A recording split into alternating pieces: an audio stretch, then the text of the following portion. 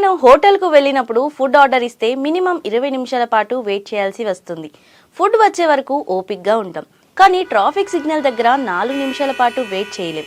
కొందరైతే ఆపకుండా హారన్ మోగిస్తూనే ఉంటారు. పక్కన వాళ్ళు వద్దని చెప్పినా వినరు.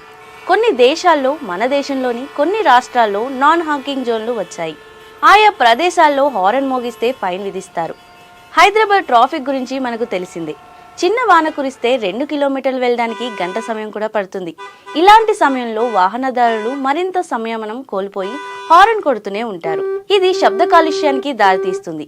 దీన్ని అరికట్టేందుకు హైదరాబాద్ ట్రాఫిక్ పోలీసులు హంగ్ మోర్ వెయిట్ మోర్ విధానాన్ని త్వరలో అమలు చేయబోతున్నారు. ట్రాఫిక్ సిగ్నల్ పడినప్పుడు హారన్ మోగిస్తే ఇక అంతే సంగతులు. మనం వెయిట్ చేయాల్సిన సమయం ఆటోమేటిక్గా పెరుగుతూ ఉంటుంది. కాబట్టి రెడ్ సిగ్నల్ పడగానే ఆగి మన టర్న్ వచ్చే వరకు ఓపిక్గా వెయిట్ చేయాల్సి తప్ప అనవసరంగా హారన్ కొడితే మాత్రం చాలాసేపు ఆ సిగ్నల్ దగ్గరే ఉండాల్సి వస్తుంది. బండి పెట్రోల్ వృధాతో పాటు వాహనాల నుంచి వచ్చే పొగ పీల్చాల్సి వస్తుంది. ఇది ఆరోగ్యానికి మరింత హానికరం. తస్మత్ జాగ్రత్త.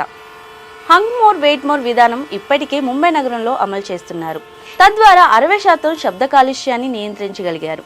ఈ విధానం మన హైదరాబాద్లో కూడా సత్ఫలితాలు ఇవ్వాలని ఆశిద్దాం.